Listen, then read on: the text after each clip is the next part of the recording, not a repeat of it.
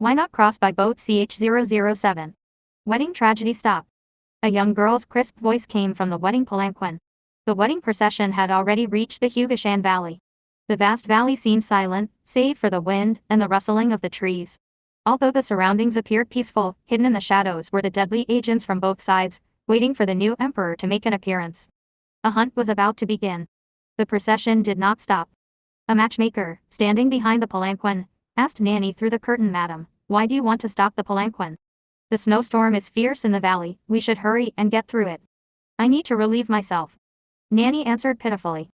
In her plan, the best place to escape was near this valley close to Liju Prefecture. The mountains provided cover while the city, with its large population, made it easy to be noticed by the wrong people. "Madam, just hold on a little longer. But I can't wait anymore. You can't expect me to embarrass myself during the wedding, can you?" Nanny's voice sounded like she was about to cry.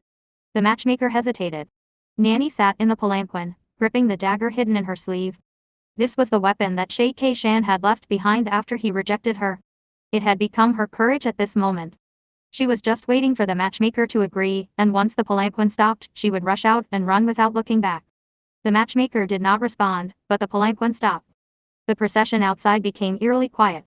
Nan Yi grew suspicious but still prepared to lift the curtain. At that moment, a hand lifted the curtain before she could. The wind and snow poured into the palanquin and a snowflake landed on Nan Yi's fingertips, the cold piercing her heart. She didn't know who the newcomer was, but her instincts told her it was dangerous, so she immediately raised her fan to shield her face. Shay Shan glanced inside the palanquin. The confined space contained only a young woman sitting obediently with a wedding fan. They met again through the thin fan, though neither of them recognized the other, so close yet unaware. Shay Shan saw nothing unusual and quickly lowered the curtain. "One of the fugitives we are tracking has infiltrated. We need to search the procession," he ordered. With a sharp command from Hissa, the Chi soldiers began to brutally search the procession, inspecting boxes of dowries and the people accompanying them. Hissa's hawk-like gaze swept over everyone, but he found nothing suspicious. This was a last-ditch effort. Revealing themselves meant being exposed while the target remained hidden. Yet, they still did not encounter the Prince of Lingyan, and the wedding procession was about to leave the valley. Despite Shay Shan's objections, Hissa was determined to search, unwilling to let any remaining possibility slip away. He knew that the valley was filled with hidden assassins, and once they found the Prince of Lingyan, a battle was inevitable. But by now, they had no choice but to take the risk. They couldn't miss this opportunity. However, they found nothing. Their plan failed, and the Prince of Lingyan never appeared. The Chi soldiers left empty-handed and allowed the wedding procession to continue. Still unwilling to accept defeat, Hissa ordered a few Chi soldiers to follow the procession. The sound of their horses' hooves relentlessly followed behind. Nan Yi dared not leave the palanquin now, she had once been hunted by these very soldiers. For her safety, she had no choice but to miss her best chance of escape. She could only wait for another opportunity. Shay Shan and Hissa watched the wedding procession leave. They both understood that the calm was not true peace, but a result of the various factions canceling each other out. The undercurrents were still surging, and the struggle was far from over. What was frustrating, however, was that they still didn't know where the problem lay. Was it that the Prince of Lingyan had not appeared, or had he secretly mixed into the procession right under their noses? If they couldn't capture the Prince of Lingyan in Liju, capturing him after he crossed the river to the south would be even more difficult and prolonged. Shay Shan remained calm, believing that this wasn't the worst situation. He explained to Hissa, "No matter where the Prince of Lingyan is now, he definitely hasn't left Liju. At least we know that the Shay family is the main force behind the escort. If we keep an eye on them, there's still hope. Then kill Shay Hengzai. Once he's dead, their plans will fall into chaos." Hissa stared into Shay Shan's eyes. The same news was urgently delivered to Shay Hengzai. He was initially surprised, then breathed a slight sigh of relief. This was the best outcome they could hope for. However, he couldn't shake off the unease. Why hadn't the Prince of Lingyan appeared? Could someone have warned him not to go, sensing the danger? Then, how would he proceed to assist the prince? A multitude of questions flooded Shay Hengzai's mind. At this moment, the wedding procession was nearing Wangshuo, and he still had to attend the ceremony tonight. The streets, once desolate, were now alive with the loud sounds of firecrackers, and the red banner swirled in the snow. As the wedding palanquin reached Shay family's Wangshuo, the snow ceased. The last crystal snowflake fell on the red silk under the eaves, instantly melting into a small dark water stain. Nan Yi stepped out of the palanquin. Her face was mostly obscured by the wedding fan, and she could only see the bustling crowd, unable to distinguish anyone's face. She vaguely saw a man in a wedding robe standing in the hall. He was a bit thin but had a tall posture. When guests came to congratulate, he cupped his hands in return, his demeanor gentle and refined. Nan Yi didn't even know his name. At that moment, the surrounding noise and liveliness made Nan Yi feel the reality of her marriage. Earlier, she had been consumed with thoughts of escape, but she missed all her chances. Now, at this moment, escape was no longer possible. She gave up, and the fear in her heart faded, replaced by a sense of confusion. She began to realize that this was marriage, the most important moment in a woman's life. After the ceremony, she would be his wife. Could she ever escape after that? But now, she was standing here, beside this man. The evening bell echoed from the mountains, signaling that the auspicious time was near. The Shea family was a prominent family in Liju, and their influence was unquestionable. The wedding hall was filled with guests.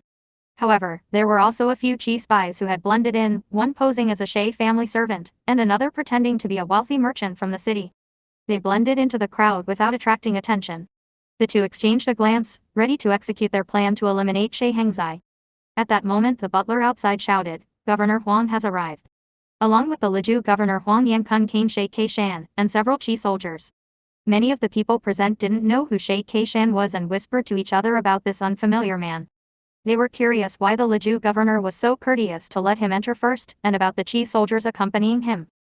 However, when the Shea family members saw Shea Keishan, their expressions froze, their faces darkened, and no one remembered to follow the proper etiquette to welcome him. It was the Shea family matriarch who reacted first, directly ignoring Shea Keishan, and greeting the governor. But Huang Yankun stepped aside, making a gesture for Shea Keishan to take a seat first, his face full of polite smiles. The Qi soldiers placed the gifts they brought on the floor. Although it was a congratulatory gesture, each of them looked like a fierce deity, exuding a domineering presence. One played the white-faced role, while the other took on the red-faced one, as Huang Yankun explained to the Shea family matriarch. Matriarch young Master Keishan is an envoy sent by the great Qi royal court. They've traveled a long way to establish a friendship with the Shea family, and have brought many gifts as a token of congratulations. It is only right that young Master Keishan should be seated first to demonstrate the Shea family's hospitality. Upon hearing the name young Master Keishan, a loud buzz exploded in Nan Yi's mind. Do not let me find you, or there will be no chance of redemption. The moment his voice had fallen that day, Nan Yi had started fleeing desperately, running to the Qin family, only to fall into a trap. In the end, she missed her chance to escape in order to seek safety, and fate had still brought her before this demon. Nan Yi tightly gripped the wedding fan in her hand, hoping that the thin fan would hide her face, preventing Shea Keishan from recognizing her. After hearing young Master Keishan, everyone in the room more or less understood. Most of the people present had heard of the notorious Shea Keishan. He was the third son of the Shea family, and a shameful traitor of the Yuka dynasty. After the spring shock incident, the Shea family had severed ties with him. At this moment, though everyone's heart was in turmoil, no one dared to speak out of turn. Saying anything would seem awkward and out of place. Moreover, there were Qi soldiers present, and the dynasty had been torn apart by the Qi people. The fear of the Qi people was deeply ingrained in everyone's bones. No one wanted to cause a conflict with them at such a critical moment, so the entire wedding hall fell into an eerie silence. The quiet atmosphere forced the two spies to temporarily hold back and wait for another opportunity. The most awkward person, Shea Keishan, acted as if nothing was wrong. Huang Yankun invited him to take a seat, and he thanked him politely before sitting down. Nan Yi, out of the corner of her eye, glanced at Shea Hengzai. His face, which had been warm and gentle earlier, now appeared ashen and dark. Finally, Shea Teifu could no longer maintain her composure. She slammed her hand on the table and scolded Shea Keishan. Shea Keishan, do you want your elder brother to bow to you? Do you have no respect for seniority and hierarchy? Shea Keishan smiled faintly and politely asked Shea Teifu, are you asking me as Shea Teifu, or as my grandmother? Shea Teifu was momentarily speechless. Grandmother, please do not be angry.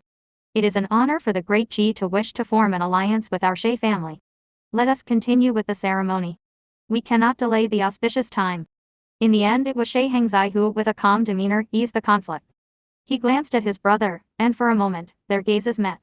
It was as though thousands of thoughts passed between them, but it was hard to capture. The sweating officiant received the signal to continue and almost couldn't wait to push the wedding forward, eagerly shouting, the auspicious time has arrived. First, bow to heaven and earth. Nan Yi stiffly turned around to face Shea Hengzai, performing the bow to heaven and earth. She silently prayed in her heart for this to end quickly.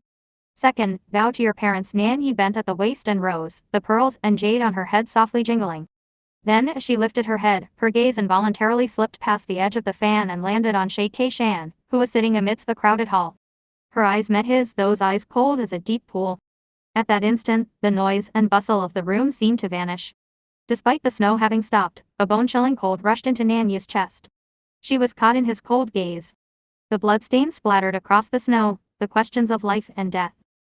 All the terror of the death he had brought rushed into Nanyi's mind. Couple bowed to each other. Nanyi stood frozen, staring at Shay Keishan, her body stiff, forgetting to complete the final bow of the ceremony. At that moment, the greatest disruption occurred, but it was not caused by Nanyi. Shay Hengzai, standing next to her, suddenly spat out a mouthful of blood and collapsed silently. Hubby! Kia Yanzi cried out in alarm, rushing to hold her husband.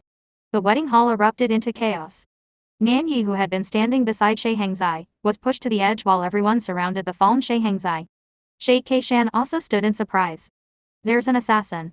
In the midst of the chaos, the governor shouted. The soldiers waiting outside Wang Shuwu sprang into action, the sound of clanging armor growing closer. Shay Hengzai's face turned pale, and he was already unresponsive. No matter how people called out to him, he did not react.